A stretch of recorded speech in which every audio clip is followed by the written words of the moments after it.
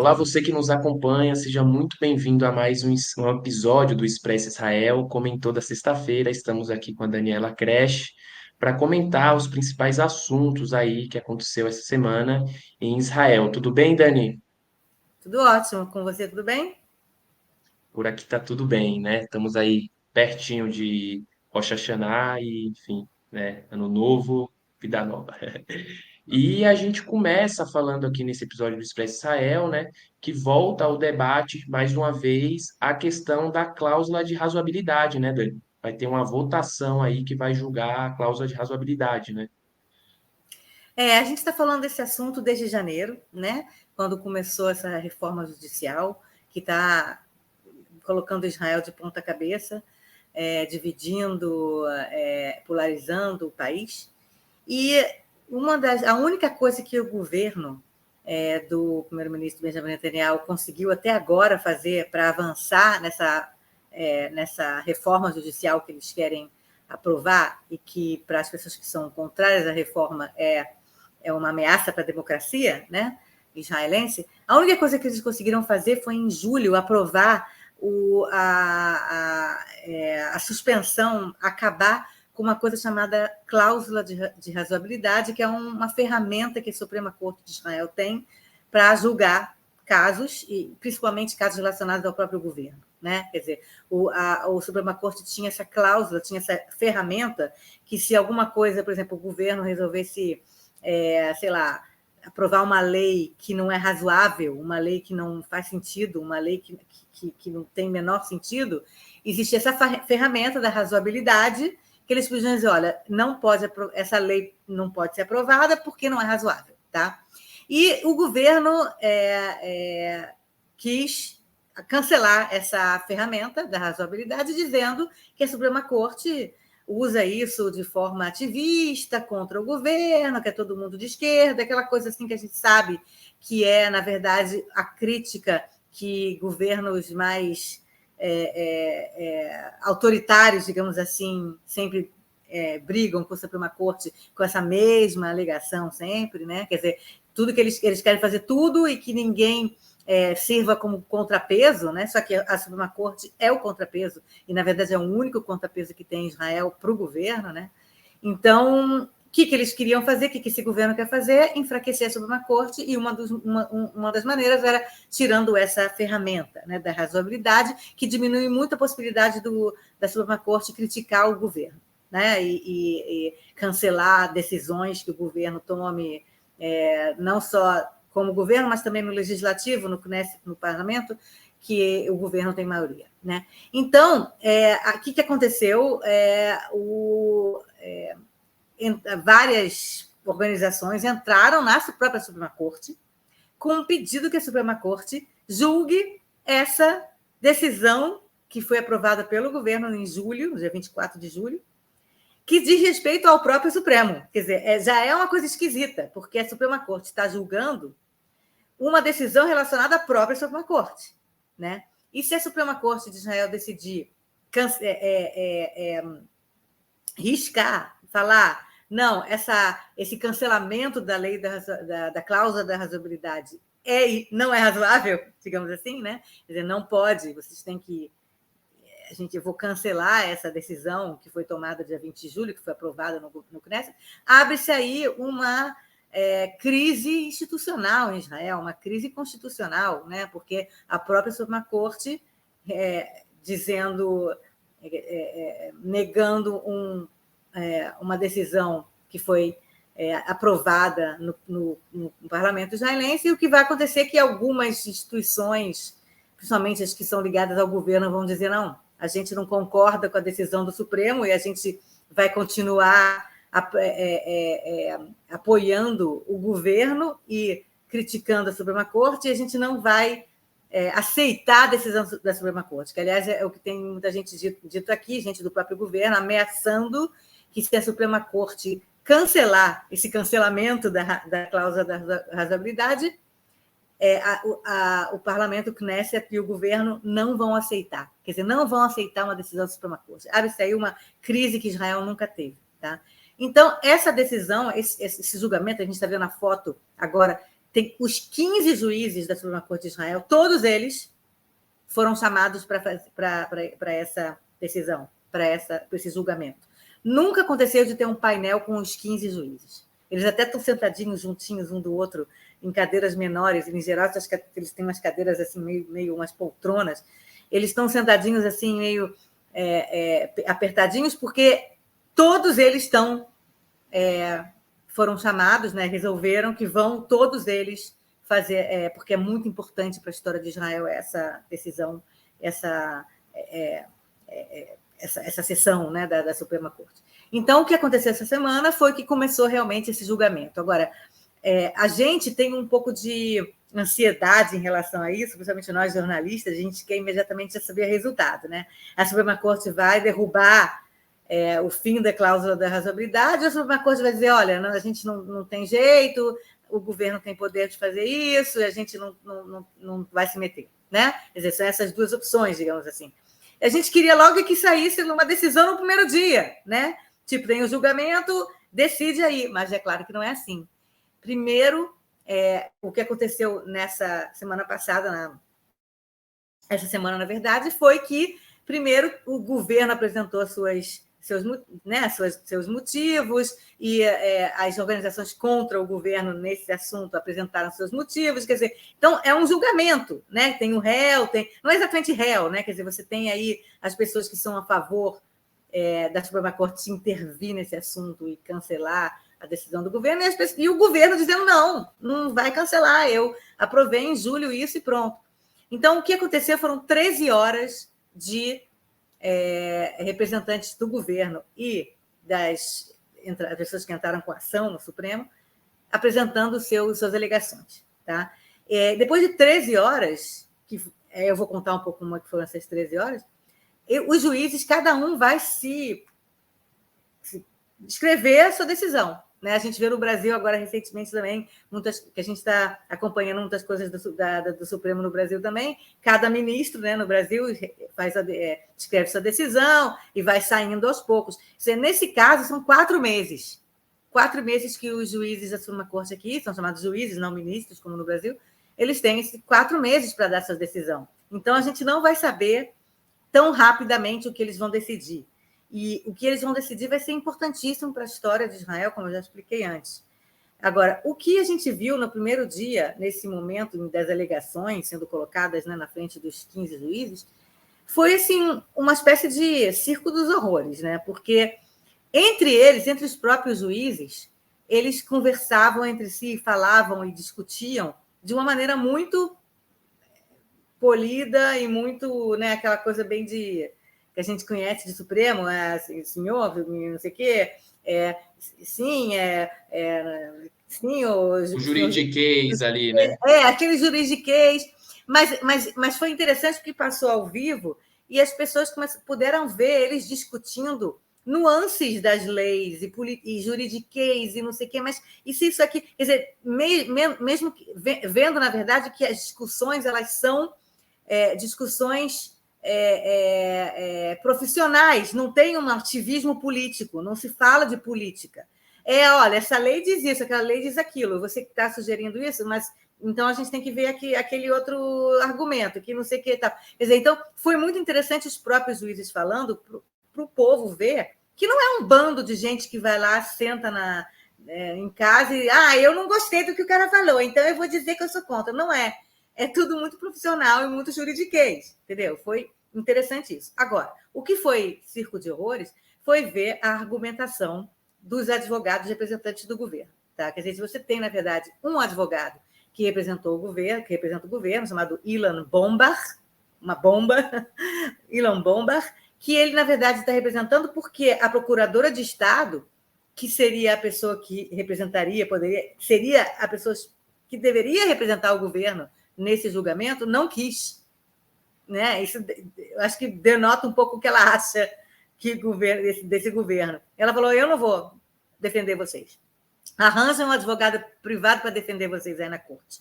Então veio esse cara privado, chamado Ilan Bomba, e ele começou a falar, começou a dar a argumentação dele, e em certo momento da argumentação, ele diz meio que fazendo troça dos juízes e das leis, e dizendo que ele chegou a um certo momento, ele falou que a base né, Israel não tem uma constituição, mas ele tem uma base de leis básicas, e tem uma base, antes mesmo dessas leis básicas, que é a Declaração de Independência. Israel foi criado, né, em 1948, e no momento em que David Ben-Gurion, o primeiro-ministro, anunciou a criação do Estado, ele leu uma declaração. Essa declaração de independência é como se fosse a declaração de independência dos Estados Unidos, entendeu? Tipo, ele leu uma declaração que foi assinada por 37 pessoas, que eram as pessoas... É a Megillah Ha'atzmaut, né? Megillat Ha'atzmaut, exatamente, que é aquilo que a gente ouve todo dia da independência dele lendo, né? O Ben-Gurion lendo, é muito famoso, ele lendo e tal. E é considerada, essa Megillat Ha'atzmaut, essa declaração de independência, é considerada como a base da lei israelense. Tá ali a base dos direitos humanos, todo mundo vai ser tratado igual no nosso país, e não vai ter diferença de gênero, de religião e de não sei o quê. Ele leu, é como se fosse um preâmbulo da Constituição. Israel não tem Constituição, mas tem isso, que é meio que considerado uma Constituição. É como se fosse uma proto-Constituição.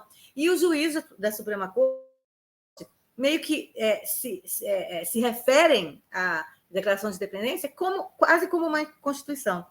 Então, esse ministro, né, esse advogado do governo, começou a falar, não, porque esse negócio de Declaração de Independência, ela foi escrita rapidamente e às pressas em 1948 e foi assinada por 37 pessoas que nem tinham sido eleitas, não tinha nem país, né? Que não foram eleitas. Então, a gente tem que ficar a vida toda agora falando, assim, para essa coisa, essa declaração de independência, que ela foi escrita às pressas, não foi nem escrita por pessoas que foram eleitas pelo povo, enfim, fazendo meio que humilhando, né, digamos assim, a declaração de independência, meio que quase que puxando o tapete de todo o sistema judicial israelense. E nesse sentido, meio que falando para esses juízes que estão lá, que a base que vocês têm para julgar as coisas do governo está errada. Essa base aí é ridícula. É uma base que foi escrita às pressas e que não sei o quê. E aí, nesse momento, alguns ministros, alguns juízes, né, falaram: você está fazendo troça da base do nosso Estado, de um dos pontos cardíacos, quer dizer, de um dos corações de um dos símbolos maiores, e um dos maiores consensos que Israel tinha até hoje, nos seus 75 anos, que era a Declaração de Independência. Ninguém nunca falou assim da Declaração de Independência, entendeu? Quer dizer, então, é mais um ponto baixo que esse governo está usando para tentar modificar todo o sistema, não só jurídico, como judicial, como toda a base do governo israelense. Quer dizer, o objetivo desse governo é enfraquecer leis, enfraquecer a Suprema Corte e, através disso, fortalecer o quê? Pessoas que foram eleitas. Né? Para eles, a democracia é só quem foi eleito. Não tem um outro poder que fala para esse governo eleito, que é temporário, né? Não tem um poder que diga, não, olha só, você não tem todo o poder. Você não pode fazer tudo o que você quer só porque você foi eleito.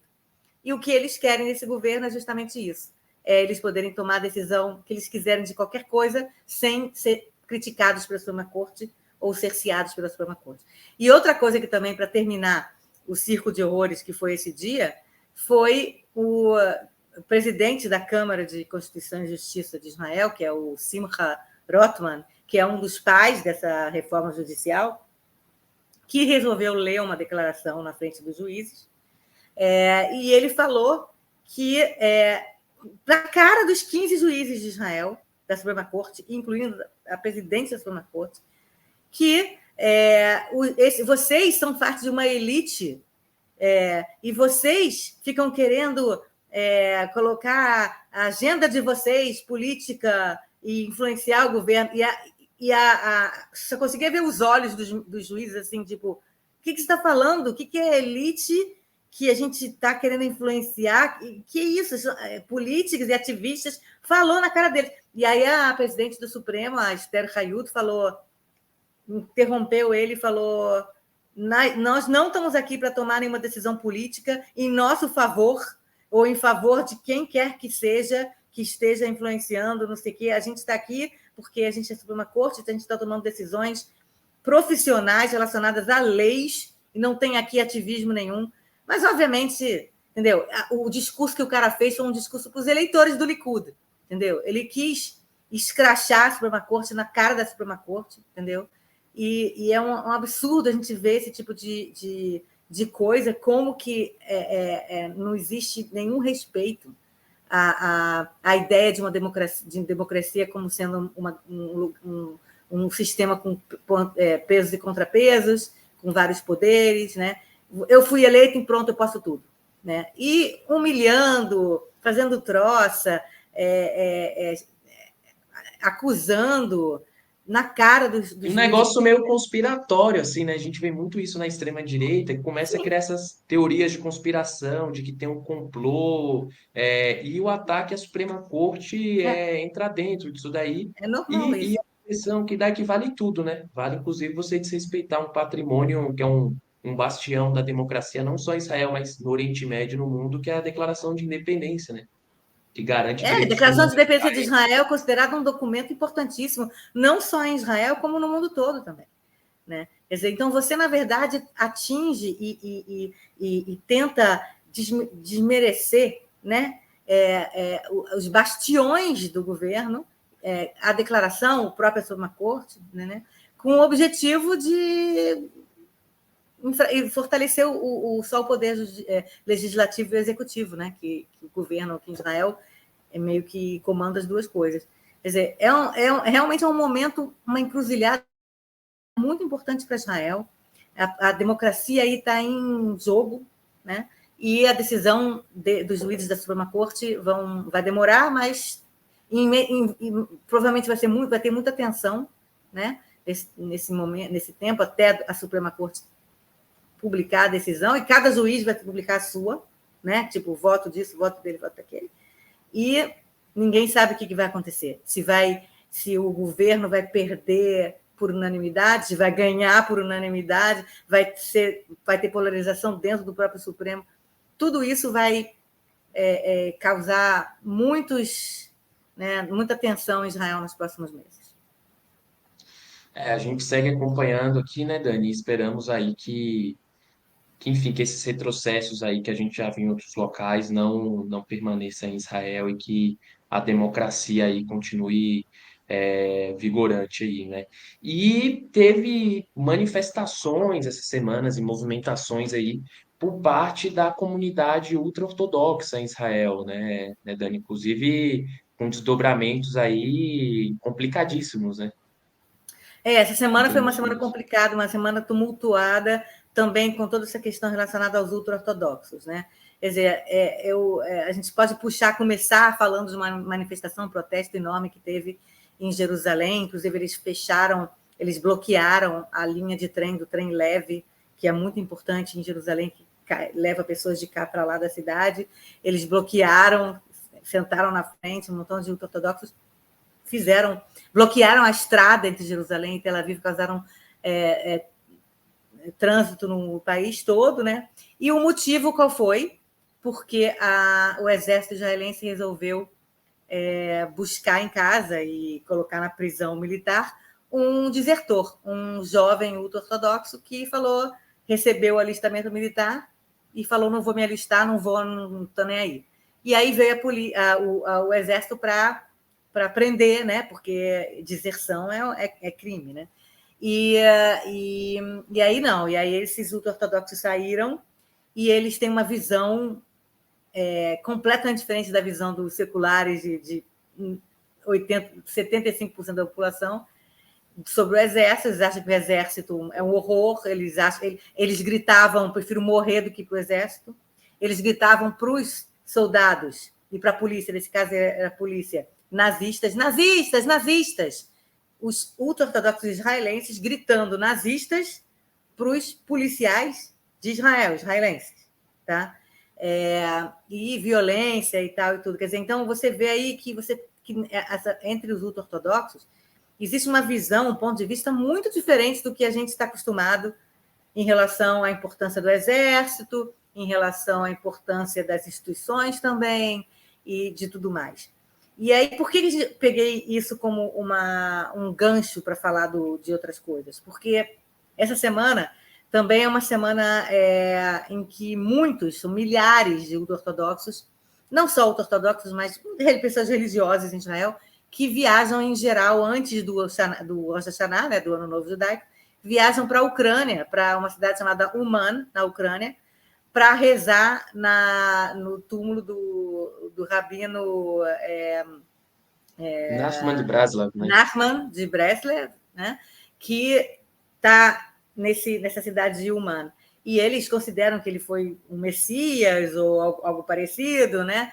E vão lá, são milhares. Esse ano parece que é uma coisa de 20 mil pessoas. É uma cidade pequenininha, né? Então, sempre tem que ter também movimentação da polícia ucraniana, tem que ter uma coordenação com a Ucrânia. Só que, como a gente sabe, a Ucrânia está em guerra, né?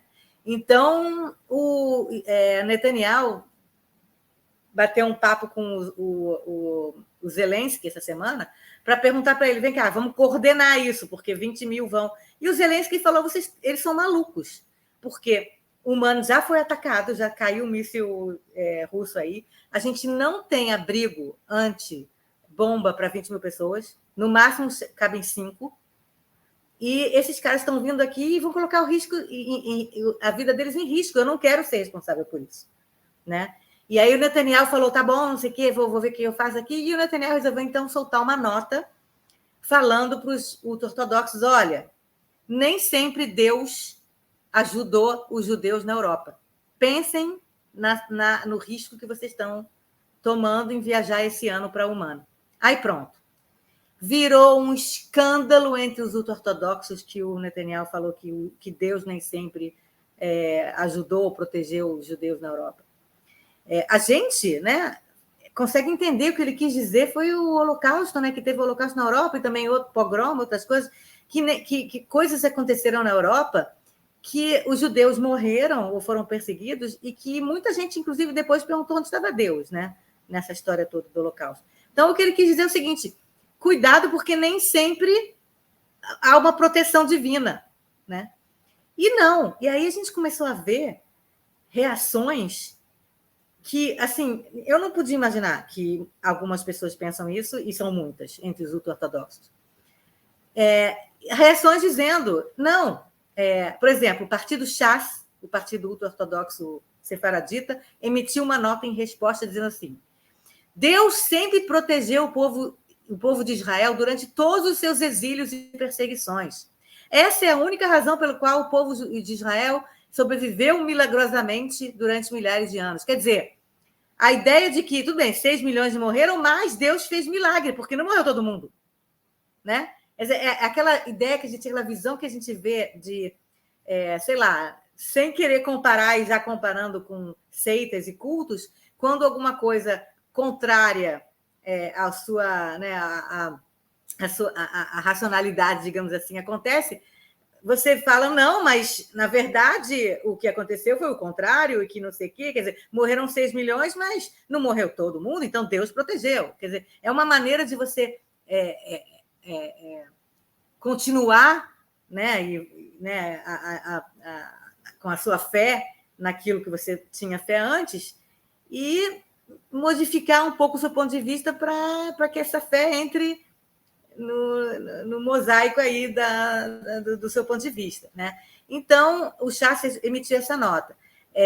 Mas o pior... E teve outras reações, gente chamando o Netanyahu de burro, chamando o Netanyahu de que absurdo você falar que Deus não protege e tal. E o pior foi um parlamentar chamado Israel Eichler, do partido Judaísmo da Torá, que é o partido ortodoxo ashkenazita. Ele escreveu um artigo enorme dizendo que o Netanyahu é ignorante, que Deus, obviamente, protege todos os judeus, e que quem não, quem causou e quem é mal, né? O mal nessa história toda são os sionistas e não Deus.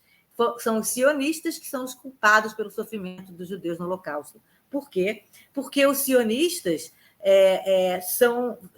causaram idolatria, assimilação e fizeram os judeus rezar menos, né? Digamos, é isso, assimilação e tal, e idolatria. E por isso é que aconteceu o Holocausto. Não foi porque Deus não protegeu. Né? A culpa é dos seculares. E seculares, ateus, judeus seculares, ateus e não ultra-ortodoxos. E outra coisa que ele falou foi que os nazistas estavam quase invadindo Israel e que Deus causou milagres e fez com que os nazistas não chegassem a Israel. Quer dizer, a culpa pelo Holocausto é dos seculares, é dos não ultra-ortodoxos, os que não são exatamente bastante, né, Haredim, bastante religiosos, ultra-religiosos, e Deus, sim, causou milagres, evitou que os nazistas chegassem à terra de Israel e os nazistas não conseguiram matar todo mundo. Né? Então, ele escreveu assim, já se passou mais de um século desde que Deus de Israel salvou a terra de Israel dos ídolos do poder, da má cultura e da assimilação do regime secular. Os sionistas e os partisans, né, os judeus que conseguiram lutar contra os nazistas, né, durante a Segunda Guerra Mundial, os sionistas e os partisans, não impediram o Holocausto na Europa. Foram eles que não impediram. Os alemães foram detidos no caminho para a conquista da terra de Israel por milagres e não por causa dos sionistas. Eu acho que é importante falar sobre esse assunto, porque eu acho que, às vezes, na diáspora, existe uma certa noção de que todo mundo é meio homogêneo em Israel, todo mundo pensa igual, todo mundo é irmão, todo mundo, meu irmão querido, eu amo você. E, infelizmente, essa não é a verdade, cada vez mais tem polarização. Existem ideias aqui que, para mim, meus cabelos ficam de pé quando eu escuto coisas assim. Quer dizer, então você tem ideias como essas em Israel também. Quer dizer, então, às vezes a gente vê na diáspora os judeus falando, não, a gente não pode criticar Israel, a gente não pode não sei o quê, mas olha o que acontece dentro de Israel. Quer dizer, existe uma polarização, diferença de ideias, nada é homogêneo aqui. Quer dizer, eu não acho que judeus da diáspora também precisam varrer as diferenças para debaixo do E tapete. é muito radical, né, Daniel? A polarização, assim, que não é eu tenho um pensamento A, eu tenho um pensamento B, é um extremo que se essa fala, se você pega isso daí e coloca uma pessoa que não for judia, que tivesse falado uma coisa dessa aí, a gente já vê uma reação até de É entidades, de direitos antissemita, humanos, de exatamente. antissemita, e é isso, de onde a gente menos espera, a gente escuta uma barbaridade dessa, né? E isso explica o protesto que eu falei no começo desse item, entendeu? O protesto lá, que eles bloquearam a rua, porque eles pensam isso. Para muitos ultra-ortodoxos, não são todos, mas para grande parte dos ultra-ortodoxos, o Estado de Israel, como algo secular, é ruim para o judaísmo. É ruim. Eles não são sionistas, eles não acreditam na justificativa para um Estado de Israel. Eles estão aqui, eles são cidadãos, mas eles não se dizem sionistas. Eu não sou sionista, eu não quero para o exército. Entendeu? Malemar, quero pagar imposto. Quer dizer, porque, para mim, Israel é uma entidade temporária, sei lá, que existe agora, mas ela não é, na verdade, o judaísmo verdadeiro. O judaísmo verdadeiro é quando vier o Mashiach e todo mundo virá tão, né, ultra-ortodoxo quanto eles e virar judeu de verdade, né? Então, é muito complicado, são nuances, entendeu? Eu não quero que as pessoas que estejam vendo isso aqui, ouvindo, achem que eu estou tendo preconceito, estou sendo preconceituosa. Não, eu quero só colocar isso, porque eu acho que é importante para os judeus que estão na diáspora ver esse tipo de conflito interno que acontece dentro de Israel. Exatamente, não tem uma imagem ficcional de que tudo é bonito e lindo. É importante até para fomentar o debate e lidar com a realidade e as contradições enfim, né, lutar contra esse tipo de pensamento e garantir um lugar democrático e que o religioso, o secular, qualquer um ali tenha não um grupo específico, né? E entrando no último assunto aqui, né, Dani, teve uma situação tanto quanto inusitada, digamos assim, envolvendo o Yoav Gallant, né? Pois é, eu queria terminar numa coisa um pouco mais positiva, apesar da situação não ter sido tão positiva assim, mas eu queria terminar com um clima um pouquinho mais de, de, é, de solidariedade e de amor ao próximo, às vésperas do Ano Novo Judaico. Queria desejar a todos já de antemão feliz Ano Novo, já na Tová para todo mundo. E mostrar que, apesar de tudo isso que está acontecendo e desses temas tão esquisitos e cheios de nuances que a gente tem falado nas últimas semanas, eu sinto que eu virei uma professora aqui, fico falando de coisas assim com nuances e tal. Eu acho que é importante também mostrar que ainda existe, enfim, obviamente, no país, pessoas boas que fazem o que eles podem um pelos outros, né? É um país com uma solidariedade, com uma união interna também que pode aparecer muito. O caso foi o seguinte: o ministro da Defesa, Yoav Gallant, é um cara que é muito ocupado, né? Muito ocupado, está sempre lidando com problemas que estão acontecendo, né? Na Síria e não sei o quê, e coisas que estão acontecendo no exterior, dentro de Israel, toda a questão da reforma judicial. Mas, na semana passada, né, alguns dias atrás, teve um cara de 26 anos, na cidade de Hedera, ao norte de Israel, que decidiu que, enfim, resolveu se suicidar. É um assunto triste, mas fiquem comigo. Ele decidiu que ele ia pular do sexto andar do prédio. A gente tem até uma foto, que tiraram uma foto dele preso assim na varanda, né, dizendo que vai se jogar. E ele pediu para falar com alguém do governo. Ele falou: eu quero falar com alguém do gabinete do governo. A gente não sabe exatamente o que ele queria falar, qual era o problema dele, não foi divulgado, porque toda essa questão de suicídio também é muito, muito delicada, né? As pessoas aqui também vão ficar entrando nas nuances do que o cara, por que o cara, né, chegou a esse ponto. Só que ele falou: quero falar com alguém, se eu não falar com alguém do governo, eu me jogo. E aí, alguém que estava lá, a polícia, os policiais que estavam lá, ligaram para o Yoav Gallant e falaram: olha, a gente precisa de você, porque tem um cara que quer, enfim, cometer o pior ato possível e ele exige falar com alguém do governo. Você fala com ele? E o Yoav Gallant largou tudo que ele tinha e foi falar com o cara no telefone. E ficou alguns minutos com ele no telefone, falando com ele. A gente não sabe exatamente o que ele falou, só que ele falou alguns minutos e o cara voltou para dentro de casa e não se jogou, né? Então, foi realmente uma boa ação que ele fez. E mesmo sendo um cara super ocupado e é o ministro da Defesa, não sei o quê, ele atendeu ao pedido dos policiais que estavam lá e atendeu ao pedido desse homem desesperado, que por algum motivo que a gente não sabe, e ele falou com o homem e o convenceu a não cometer, né, esse ato. Eu achei muito bonito da parte do Yoav Gallant, eu achei muito emocionante, eu fiquei bem emocionada com essa história. Então, eu quero desejar, né, apesar de ser uma história que tem uma parte meio complicada, ela tem um final feliz, e ela mostra a solidariedade e também um pouco da A gente tem humildade do até a próprio foto, ministro. né, do Yoav É, Gallant aí, pro o pessoal Yoav ver Gallant, né? quem é. Um pouco da humildade do próprio ministro, que não se colocou no pedestal e falou: eu não vou falar com. Não, foi lá, falou no telefone com o cara, entendeu? E realmente conseguiu convencer o cara. Então, achei muito bonito. E nesse ponto, nesse clima de solidariedade e boas ações, eu queria desejar Shana Tová para todo mundo, para você também, João, óbvio. E que a gente dizer que a gente vai estar aqui no ano que vem, né? Eu acho que é isso, né? Em meio de tanta coisa pesada aí que a gente vem comentando aí nesse último ano, praticamente, a gente vê uma situação dessa, de fato, dá uma luz aí a tipo de sociedade que a gente quer, que a gente espera. E eu acho que com isso a gente vai encerrando aqui, né, Dani, o episódio de hoje.